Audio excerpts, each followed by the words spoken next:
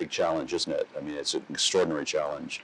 I think there's a whole congruence of factors actually that have come along, not with COVID, which is affecting things. So it's sort of like a little bit of a perfect storm right now.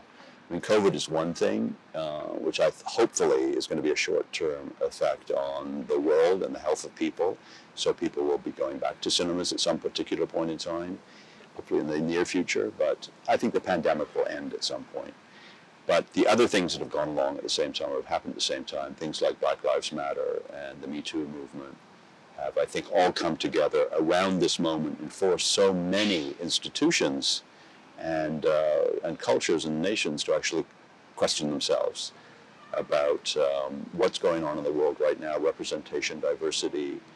So I think it's going to begin to affect the way that festivals organize themselves internally, the people they hire, the people that program, but also the people internally, as well as the actual programming itself. I think that's got to be affected in a certain way by this whole crisis. I think festivals are sort of asking themselves what their role is, what their function is, what they should be doing. I think festivals were kind of trucking along on a very, very clear roadway. And so many of the big festivals in particular, the path was quite clear.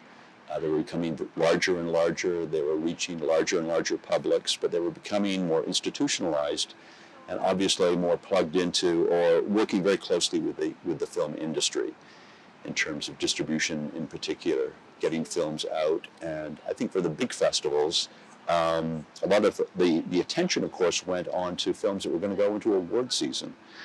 Well, that was never really the intention of film festivals at the end of the day. The intention of the film festivals was to create a film culture, to bring in a broad diversity of voices, to make sure that the international world of cinema in all of its diversity was reflected. I think that was the original vision of film festivals. And a bit of that has been lost. I think that a lot of the festivals became almost two-tier class-like festivals. There was a separation between the English language cinema, big productions with stars, distributors, studios, and then, of course, the foreign cinema, or the independent cinema, or in the case of Canada, Canadian cinema.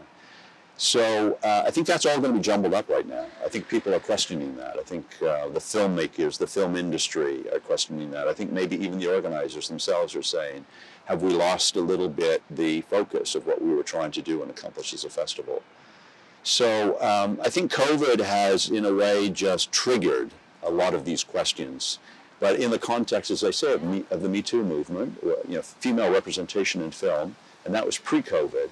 But I think the Black Lives Matter moment was actually probably, to a large extent, another trigger was COVID. Another trigger, because that movement has had so many decades of history behind it. But now it's just like it was too much. Some of the incidents that happened this year in the States in particular, it was just too much for people in general. So I think just those questions of representation, diversity, who you're programming your festival for, what outreach you're doing to audiences has all been, it's come to a head because of COVID. I think in the short term, there's obviously been some major impact on festivals because of COVID. I mean, everyone's had to turn to the digital universe, to the virtual. And so many festivals are either a hybrid of the physical and the virtual, or they've just gone completely digital for this year. I think that's a short-term solution. I don't think that's going to have, it'll have long-term impact, but you just can't run your festival that way. The model doesn't make sense. The financial model, I think, ultimately will not make sense at all. But I think just in terms of what a festival is, of course, it's a large gathering of people. It's celebratory. It's people getting together as a group of people, live interchange with the directors, on stage, and just being in a group of people where you can chat and discuss and have fun and in lineups and talk about your love of cinema. And we're in the middle of TIFF right now, and I've seen so many films at home on my computer screen because TIFF has basically gone virtual. And it's such an alienating experience. It's so sterile, it's so cold. Of course, you're seeing the films, but you remember the atmosphere of what it was like seeing them in the cinemas. And I was there for the last 2 days. I've been screening films, actually physically in the building. And even that, it's wonderful to see the films on the big screen, but there's such limited attendance. I mean, I was there for a screening last night of a film nocturno with maybe 20 people in the audience in a 550-seat cinema. So there was, of course, no atmosphere, and the filmmaker was not there, and it was just like you felt like you were actually in a morgue. It was kind of a lifeless experience. So in the short term, I don't think if COVID lasts for many, many years, I think festivals are really threatened. So assuming that that COVID is, they'll either find a vaccine, or as with many other pandemics, something will just happen. It will begin to, its force will not be as strong as it is right now. I mean, it may take 2 or 3 years for that to happen, herd immunity or whatever. But hopefully there will be a vaccine developed. So I think, in the long term, what are the effects of COVID going to be? I think all the festivals, of course, are beginning to think seriously about what the virtual world, the digital world, will mean in their future. COVID has been a huge accelerator of change. Everyone's talked about that, all the festival directors. And what does that actually mean? They've all been talking about reaching new audiences. And of course now you can do that. It's not just physically, it's not a physical festival anymore, limited to the people in your community. You can reach out across, I guess theoretically, your province, your state, your country, and maybe around the world. I have many questions around that and the practicality of that and the reality of that. But that is a potential dream, I think. And what does that look like? I think the industry needs to catch up to that, and I'm not sure that festivals should have that function, to be honest, of being a major distributor and or / exhibitor. Their function is a little bit different. It's to be a very concentrated 10-day or whatever, 8-day, 5-day event that puts a lot of focus on films, and then we pass the baton along to the industry to exploit the publicity or whatever, the awareness that we've created for certain films. But I think maybe in the arena of documentary cinema, for the documentary festivals, it may be a little bit different. I'm hearing those festival directors talk in a slightly different way. But I think for the more conventional festivals that highlight and prioritize narrative fiction cinema, I think that's going to be a big step. And I'm not sure that the film industry is ready for that. I remember when we went through, everyone was moving to new ticketing systems, computerized ticketing systems. That's when we all started talking to each other, sharing information. When there were the technological issues around digital, moving from physical 35 millimeter and 60 millimeter screenings to digital, the festivals all started talking, sharing experience, in some cases sharing technicians. Where there has been, so it's infrastructure behind the scenes, sharing, we've shared personnel a lot of times over the years. The sharing of programming, as you're correct, happens in a different kind of way. For the big festivals, it's extremely, extremely competitive.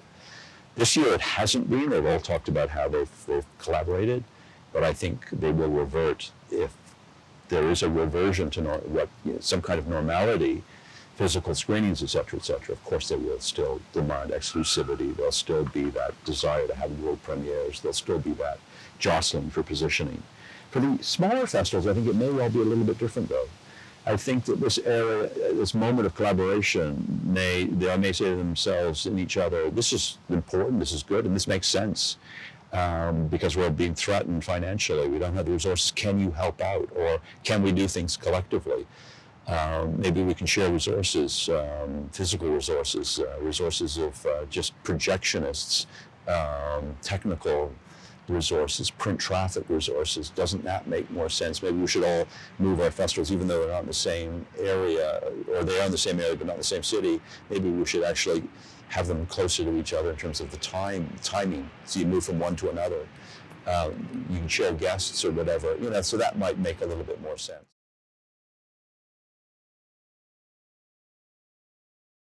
Something we were always aware of as an organization was the limited number of people we were reaching. And of course, it was not just in the country, but it was also in our city, in Toronto. People talked about how exclusive it was, a little elitist. Tickets were all sold out. It was very difficult to access if you were a newcomer. If you were somebody who just arrived in the city, it was kind of an impenetrable system. It's almost like you had to be a part of a cult to understand how it worked. So I think the excitement I have heard about with other festival directors are the new audiences that they're reaching, even in their own city. I mean, people who perhaps couldn't afford to either the time or the energy to leave their home and go down to the downtown part of Toronto and pay for parking, et cetera, or get a babysitter. Now, of course, with the festival being a mix of physical and virtual, as Toronto is this year, people can just sit at home and watch it on their computer or watch it on their TV screens. So there's an opportunity to open yourself up to a new audience. And from what I've heard from the festival directors who've experienced this, that's exciting because they're getting feedback from those new audiences. And they themselves have been aware of the need to reach out and penetrate new audiences. I mean, you have a core audience and it stays the same. You can never take the physical out of a festival. I mean, ultimately, at the end of the day, that's what a festival is about. It's about bringing people together. But of course, COVID has really forced people into the virtual world and to start thinking about what that means in their future. So audiences, we've all struggled with the issue of audiences, reaching beyond your core, reaching beyond the people that come every single year. And your cities change and new people arrive and you want to connect them with the festival and there's a new generation, you want to bring them in as well. How do you reach them? It's very difficult. For a lot of people, they feel that the festival is impenetrable. It's like a cult. You don't know how to access it. It's expensive, or even if it's not expensive, going online, it's difficult. There's long lineups. It looks as if it's sold out, et cetera, et cetera. So people sometimes just back right off, which is terrible. I mean, I think every festival has this issue, every major public festival. So how do you reach new audiences? And obviously the virtual allows that immediately. I mean, anyone can access it who's aware of your event, even if they pay a ticket. So suddenly you can reach out beyond your city, you can reach out into the province, into the country, and I guess eventually, like around the world, you can become global. But even if it is just regional, even if it just is in the community, that's an incredibly important step to make. So I think festivals are all grappling with that issue. I mean, over the years, Toronto wanted to turn from not just being a 10-day event, which is very limiting. It's terrific, it's exciting, exhilarating, but you're only reaching your audience for 10 days a year. So we built the building, TIFF Bell Lightbox, which allowed us to reach an audience every day of the year here in Toronto. We were also thinking about national audiences because we were being pressured. The entire country, Canada, what were we doing for that audience? So we started a film circuit, 160 cities, towns. Some of them weren't even cities, some of them were quite small communities, 5,000, 10,000, 20, 30,000 people. That we were reaching them with documentaries, Canadian film, and foreign language films, which they never had a chance to see. They were reading about them all the time, but they didn't have a chance to see these films. So that was incredibly important work. But now, of course, you can do it virtually. So I think the big challenge for festival directors, and they're all excited about this, and festivals in general, not just the directors, is how do we continue that momentum, and what does that look like when it comes to the audience? And the big challenge there, I think, is trying to turn that into a financial model, not just for festivals, but clearly for the filmmakers and for the distributors who own those films. That's the most important thing. So Toronto right now is, even though it's virtual, the capacity is still a physical capacity. They're still using the same numbers that they had last year.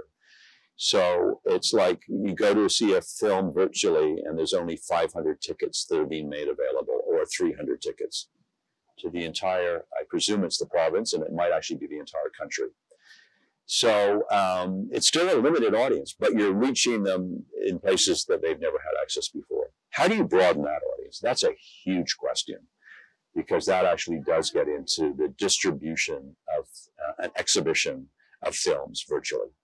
Of course, the streamers are doing this right now. There's many of them, but a lot of them aren't showing what festivals are showing. A lot of films that we show at our festival and other festivals never get out into the streaming universe. They just fall by the wayside. So how do you actually get those online and create some money that goes back to those filmmakers? And a lot of them are foreign language filmmakers. So that's going to be a big challenge. And I mean, we've been grappling with that at TIFF for a good decade. What does that look like? And what I found was just very surprising in a way was the hesitancy, especially amongst young filmmakers, to explore this option. Young filmmakers, but almost all filmmakers, of course, still wanted to go theatrical. And to them, coming to a major festival was an opportunity, if they didn't have distribution, to be picked up, to be bought, for their film to be bought by an American distributor, US distributor, or a distributor around the world. And they wanted that opportunity. They wanted to explore the theatrical option. And in many cases, it takes you a year to explore, whether your film is going to be bought or sold. You need about the runway of about a year before its premiere, to when a year later you say, okay, fine, we've sold it everywhere, or we haven't sold it anywhere. A year is a long time. So festivals are all about the new, the here and now. And how many filmmakers will want to jump into that universe where they just simply avoid, they say, okay, we're never going to get theatrical distribution. We're just going to go straight to a festival, Toronto, Locarno, Rotterdam, Berlin, Venice, Canada, whatever, and then we're happy to go immediately onto the streaming service, and we're just going to bypass theatrical. That's a psychological leap that I haven't yet seen the industry make. I mean, it's moving more in that direction, clearly, and COVID is forcing that. But the film industry is, one of the things I've learned is it's extremely conservative industry. And there's, it will revert to old habits and old ways. And so my fear is that once COVID is over, a lot of the old ways of doing things, same with Me Too, same with Black Lives Moment, there'll be a moment of awareness, but how much change will actually happen?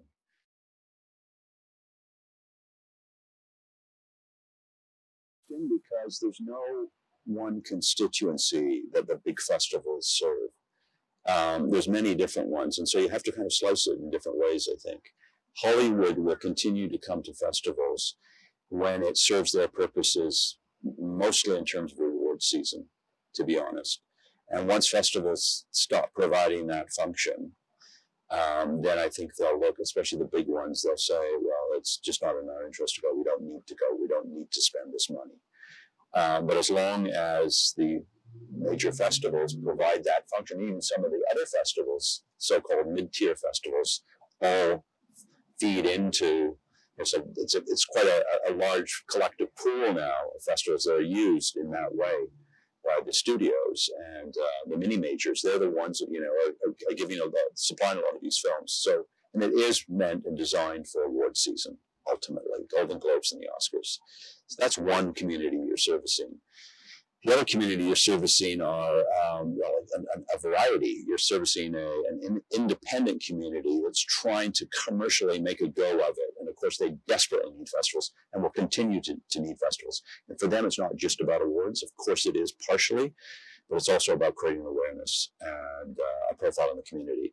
So whether it's that film is just to go only streaming, or it's going to have some kind of limited theatrical release, you separate yourself from the pack. You get profile by going to a festival. That's very important. For the domestic Canadian industry, again, for the same reasons, it's extremely important for you to go to film festivals. You base your career around it to a large extent. It results in your future project being made. You can say that I went to Festival XYZ, and of course the funders take that into consideration when they're funding your movie. But it's a way of reaching the public, reaching the media, just creating awareness for your film. In Canada, as we know, that's extremely difficult. But look at the profile that a film like Beans or An Inconvenient Indian has just gotten, 2 Canadian films during this festival alone. Huge media coverage, even in a time of pandemic. So it separates those 2 films and the other Canadian films from the pack. And that's crucial in this day and age. And then there's, an independent community who doesn't really care about distribution because those aren't the films they're making. They just need festivals, again, for their own, I think, domestic purposes. In Asia in particular, the filmmakers, it's a huge advantage for them when they go for their funding for their next film if they've been in a variety of foreign language festivals. So festivals kind of drive so much of the industry right now. So how that's going to work in the virtual world will be very interesting to see, because there are these different constituencies that are being serviced. And I can't see Hollywood using festivals if it's just virtual, because that sense of excitement and exhilaration, but maybe I'm wrong, because some of the films that have come here this year have obviously gotten industry trade, the trades have covered them, given them a profile. There's already discussion, Oscar chit chat around some of the films that were in Venice and now in Toronto and about to go after New York. So it's still serving that function. 2 or 3 years out, will it still serve the same function? I'm just not so sure. And I think it was a huge eye opener when Cannes had its virtual market this year. But it was very effective, and I think Toronto's got a virtual market as well, and I think we don't yet know, but certainly a lot of business is being done. It enables people who can't afford to come all the way to Cannes or Toronto or a festival like Berlin. It allows the buyers and maybe even the sellers to participate in your festival in a global way. I think there'll still be absolutely the need for people, the key buyers and sellers, to go to some of these key festivals on an annual basis. But it'll afford the opportunity for a lot of the more marginal distributors, the players in the industry, to actually be online, to look at these films, to have face-to-face or to have virtual meetings, Zoom meetings, et cetera, where buyers or sellers from around the globe who are actually participating in this virtual market. So I think the COVID crisis and the move towards digital and the virtual will really affect the way that the industry in particular participates. And when I talk about the industry, I'm really talking about the exhibition and more specifically the distribution industry, the distribution arm, or unsold titles. A lot of the talent agencies now are representing films, and they're bringing films to the festival to sell them. And so I think for them it'll be possible to participate virtually in the festival. But I think that to imagine running a virtual festival year in, year out, I think is the death knell of festivals. I don't think. I think the function of festivals will then just begin to disappear. So I'm obviously hoping that doesn't happen. I don't see that happening. I do see in the short term, though, a huge financial crisis or a huge financial pressure being put on virtually all festivals, from the big to the small.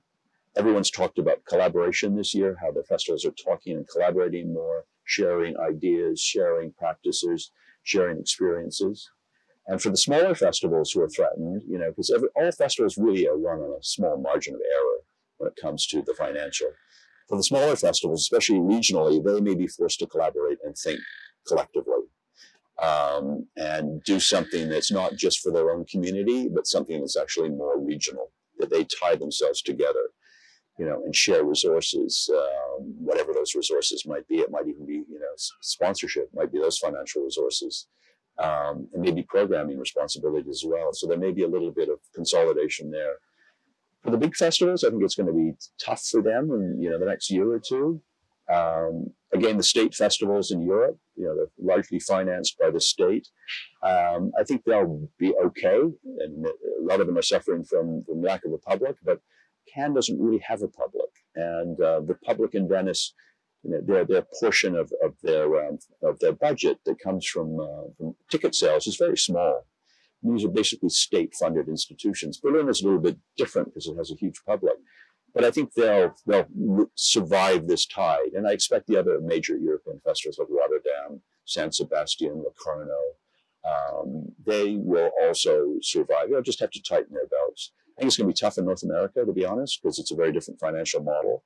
I think everyone will be looking at their bottom line, what they cut, how they trim. The usual people they go to for extra money, sponsors, individual donors, they're going to be challenged as well because the economy is shrinking. I mean, even governments, they're facing huge challenges, huge deficits they've gone into. Where does the money come from? So I think the festival world will shrink a little bit. But I do see this as, again, the short term and the long term. There's these short term, immediate repercussions because we're in that moment and trying to work out what that moment's finally going to be about. And everyone's literally dealing with the changes on a day-to-day basis. I mean, it's so uncertain. We don't know what the future holds in store. But I think, as you need most festival organizers and directors need to think long term. They need to look into the future and see what's on that horizon. So I think for them, it's a little bit of what is the digital world going to mean for us? And maybe not even a little. What is it in a major way going to mean for us? And how, more importantly, can we sustain that financially? What does that look like in terms of a financial model to give us revenue? And at the same time, start bringing the physical component, real audiences back to our festivals, and what does that look like, and how meaningful is that? It's a moment of great excitement for some of the festival directors. I know they've talked about that, and I don't know whether that's just the elixir of the moment. And when they start thinking about the long term, that's going to be, oh my God, you know, yes, there's these opportunities, but how do we actually make them financially viable? But the artistic world is incredibly creative, very inventive. I mean, the people that run these institutions, we've had to be, you know, think very quickly on our feet. And some of us have been through pandemics before. I mean, you know, the toughest year I ever had at TIFF was the SARS year, to be honest, in 2003. And it's nothing compared to what the world is going through now. But, you know, we went through 9/11 as well. So these kind of moments of crisis and Venice went through May 1968, or the events of 1968, which were hugely disruptive for both of those festivals. And a couple of years later, Berlin went through its own major changes in 1970. So the festival world has been used to these disruptions. I mean, you just have to look at what's gone on in Busan in the last 3 years. You know, Busan has gone through enormous disruption as well. And does a festival survive? What does it look like when it survives? And I think, you know, the institution of Busan is so strong. The reputation of it was so strong that so many people wanted that festival to continue. You know, the filmmakers, the industries. So they had friends and they made sure that that festival continued. And I think that will probably be the same thing for most other festivals, to be honest. They have their friends, they have their community, they have their supporters. And I think those people will rally around them if they're serving an important function, like a real function. And that doesn't necessarily mean that they have to be industry festivals like TIFF is, or Cannes, or Berlin, or Venice. They can just be community festivals. They're serving a really important role in the local community, to invigorate that community, to challenge that community, to educate that community.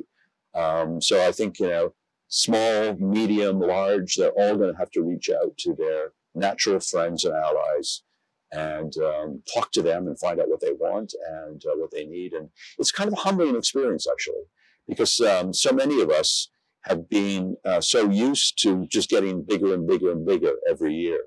Our audiences are getting bigger, more and more people are coming, the industry component is getting bigger, more media coming, audience attendance is growing. I mean, that's been the story of TIFF for ever since I've been involved with it, to be honest, 37 years or so. And so now there's this huge shock, which is very humbling. It's like, no, it's not the world as I used to know it. We now have to go and rebuild certain things. Maybe rebuild relationships, rebuild a connection with audiences, whoever those audiences are, and look very seriously into our soul and say, what are we about as a festival? What should we be doing? How big should we be? And what's our ultimate role? Économique, on parle rarement d'économie en premier quand il s'agit de culture, mais pour nous, c'est quand même aussi très important. Des professionnels dépendent de nous. Alors, je pense aux prestataires techniques qui permettent la mise en place du festival, aux projectionnistes qui ne vivent que de cela et qui n'ont malheureusement pas beaucoup travaillé cette année, mais également les hôteliers, les restaurateurs, les traiteurs, plus largement tous les commerçants de la ville qui non seulement n'auraient pas pour clients, si le festival n'avait pas lieu, les invités du festival, mais également tous les festivaliers. Il y a aussi, par exemple, tous les moyens de transport, le train, les avions, les bus, et puis dans le milieu du cinéma, tous les distributeurs à qui nous louons les films. Un festival, c'est le lien à la fois entre ceux qui font les films, ceux qui les achètent et qui permettent donc leur distribution, et les spectateurs qui les voient. Si les festivals n'ont pas lieu, n'existent pas, que vont-ils tous devenir? Où vont-ils trouver l'argent pour financer d'autres films dans le futur? Et je dirais que cela est particulièrement vrai pour les cinéastes de pays qui n'ont pas la puissance commerciale des grandes nations.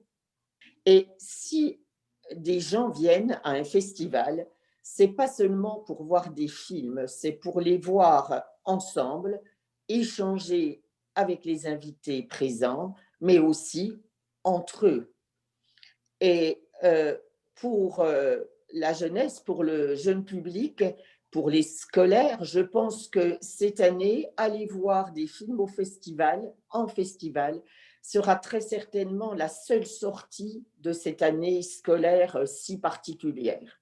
La culture, non seulement ne doit pas être reléguée en arrière-plan en se disant que devant l'urgence sanitaire et sociale, ce n'est pas si important que ça, mais au contraire, doit être l'élément de réflexion, de liberté dont nous avons tant besoin.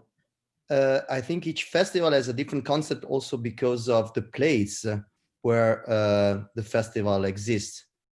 In Berlin, we have an audience based in town. So even if travel won't be possible, we are confident that people will be able to access our screening.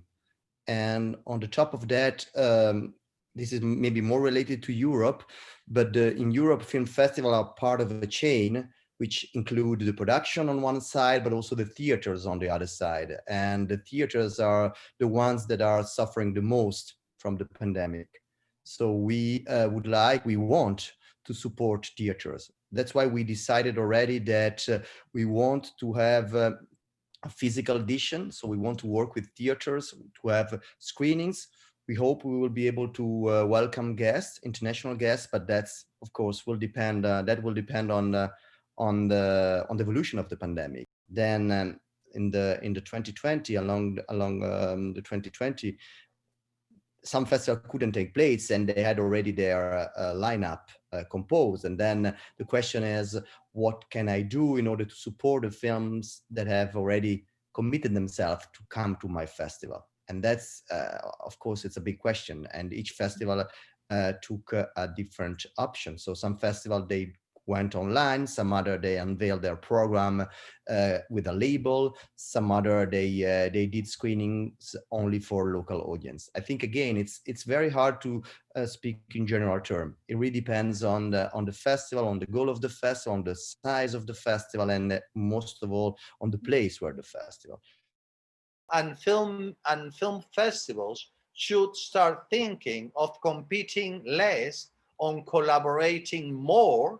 I think it is important to reflect on that now and realize that films and film festivals are here to enrich and to empower people and to give them knowledge and to cooperate with humankind as one whole pack to become more knowledgeable, wiser, happier, to survive better and all that, and not to go and compete among ourselves to see who's better. That is a trick of the industry that took over our festivals and forced us to compete in order to get an advantage in the box offices. And I'm not saying anything about festivals with competition. It's fine. If it works for them, it's fine. But it doesn't need to be, the purpose of a film festival. A film festival, it's an area of knowledge in which we're building, information, knowledge, concepts, transferring points of view, views of the world, philosophical stances and all that, and not necessarily creating commercial products in order to go to a box office and exploit it. So now, also in Japan, we have the pandemic of coronavirus. So for our festival, postponed to the next May. So because of normally we use a very small hall. So it's we cannot keep the social distance. So we had to stop to this year and postpone next May. It's okay. It's the online film festival is for the audience and the director. It's okay, it's safe. But I think it's an online film festival is not a true film festival. Because the film festival is to see the film big screen And after the film, we have discussed about the film, and we have the question and answer session with the director. It is a very important thing. See, and I think it's to see the film through the computer, the small screen. It's and to see the big screen, a very different experience. So the audience reaction is very different. So if possible, we will organize the film festival on the big screen. Yeah. Last year, I went to Gangneung. It's a very beautiful beach, and I like the local city because of the Fukuoka is also the very local city, a very similar atmosphere. So not the big city, but the small local city had to continue to the film festival. So the Gangneung, I hope to Gangneung to continue to the film festival this year and the next year, yeah, forever, yeah. On the other side, I think that this was also a kind of opportunity. So has COVID has, because still here, unfortunately, something, I wouldn't say something positive, but something that push you to imagine or to try to find different kind of solutions. And for example, it's actually true that because of COVID, we in terms of all the people involved in film festivals had to face the possibility to use another way to present the films. For example, internet. Internet was like a devil till now, but it's not a devil at all. So we have to try to understand how to deal with that, in a different perspective. We had a partner, so a website, which is the biggest website in Italy for cinema lovers. And we had a partnership with them. So we create a new platform, and we really wanted to, at least try to have the same atmosphere of a film festival. So every film, every screening online has been introduced, by us. And also we had a lot of live meetings with film directors in Korea, in Japan. So a lot of things like that in the morning, especially in the morning because of course, for the time difference. But, and every night we had a kind of virtual red carpet. So we invited, special people, Italian, such as Italian actors or Italian film critics, to say something about the movie that you were about to watch. So we maintained a festival schedule, inside the platform. We are doing that, and of course, Hong Kong also canceled our film festival. We first postponed from March to August, and then because there was a second wave of pandemic hitting Hong Kong in July, we decided that to cancel the festival because we're then moving too close to the festival next year. So it was a big loss to the audience who's been following us for the last 44 years. And this is the first time in 44 years that we have canceled a festival. And in Hong Kong's case, many cinemas were sanctioned and closed. And so there was really no venue for us to host the festival. So this sense of togetherness is what's missing when you don't have a physical film festival. And so in Hong Kong's case, we try to make it up because there are a few things that we did. First, we announce the selections of the movies by the film festival to the public, because although they cannot see it in a film festival, they would like to know which movies we have selected, almost as a guide to what they should see and search.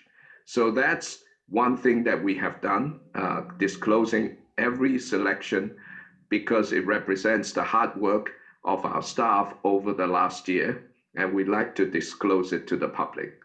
The second is that we continue with a few activities that can be conducted online. For example, we have the Firebird Awards, we have the Fiprizzi Prize competition. These are all competitions which we're trying to showcase the next generation talents. We think that, you know, even with the pandemic, this should not stop. And thanks to the jury who are responsive and they watch the movies very diligently and come up with the awards. Also, now with the cinemas coming back into action, we are hosting daily screening of some of the movies that we have selected and got the right to show them until November. So from September, every day we go back to the cinema. Our followers, they have a chance to go back and see these films that has been selected until November. So it's not really a festival, but we call it CineFest. It's almost like feasting, right? You have your dinner every day, and you have a chance to if you want to. And so this is what we're trying to do to make up. Do we have? I mean, we have a role of discovery, but this is something I've been talking about in the past 5 years, roughly since around the time I started having a leadership role in my own festival. Do festivals, at least the first tier ones, we're talking the really big names, right? Like Cannes, I mean, Busan is part of that as well. But Cannes, Venice, Berlin. Do they really fulfill their role of discovery? I'm not so sure. I mean, every festival is like a lot of other businesses, like the culture industry in its streaming form right now, Netflix, via the online platforms like Netflix and so on. It's a volume business. Festival, the first thing they do, all these festivals every year, come spring, I don't know, yeah, come spring, Cannes announces, we're showing 500 films, 400, we have 200 films. And then, so that's what you have on the one hand. And on the other hand, you have the new Kiarostami, the new Koreda. It's always the same names, by the way. We find the same names. And to the extent that these are you really don't know about that. I think it should be a moment to pause and reflect and rethink how we do things. So while I agree with what was said about how the role of festivals is not necessarily distribution, I think there's also, it's necessary to find our future right now. I mean, the audience for festivals, I'm going every year, it's not getting any younger, you know. That's why I admire Busan, by the way, because the audience is still quite young. So that's good. I've been to same in China. I go to some of these festivals in China, and you see kids at 10 in the morning, 8 in the morning, watching some obscure movie from Kazakhstan or God knows where, right? So that gives me hope. We didn't accept to put it online because for us the presentation of at least the feature films and the short films, not the documentaries don't lose much when they are online, but the feature-length films lose a lot, and they don't need an online film festival on the one hand, because they can go directly to the platforms. And on the other hand, if they want to be present at the festival, usually they refuse the online. Sometimes it works for short films because there are lots of short films that are not able to be present. But in fact, now with YouTube and other means of screening short films, that depends on the director and the producer, what do they want to do with the films. And with short films, we are not thinking about premieres because nobody knows what a premiere for a short film is. Now I'm registering for most of the film markets, which all the film markets go digital now. Yeah. Probably there won't be any film markets left, because for a film market, the digital formula is much easier and better and cheaper and gives more possibility. So the Cannes film market went quite well, and I don't see a reason to put it back physically next year. In terms of funding, the government, which at this moment, giving us a considerable amount of, like subsidies to us, and probably other film festivals are the same, I think. But obviously, they have to allocate, more money to dealing with COVID-19, and they may want to reduce the amount of subsidies or, suspend it, cut it. And also, like private companies, they are suffering from the damage caused by COVID-19. And it's already happening that, they want to cut down on the amount or suspend the sponsorship for this year. So in the future, we have to look for a new sponsors, and in which digital distribution company may be involved. I mean, included, I say included, such as Netflix or Amazon. So eventually, the existence or visibility of those digital distribution companies will increase. And that's going to affect our programming as well. International Film Festival will be carried on. The festival will be held on December 5th onwards. Yeah. But this year, we do not have any award celebrations. We only do the film screening at the cinema. Mm-hmm. So Malaysia International Film Festival will be still carry on this year. But I'm happy that Gangneung International Film Festival, this will be second editions. Mm-hmm. I wish that GIFF could do well this year, even on virtual. And hopefully that we will be back to normal next year. And we would like to meet up with Mr. Kim next year. Hopefully, everything will be back to normal. And I hope that we will be at Gangneung International Film Festival by next year.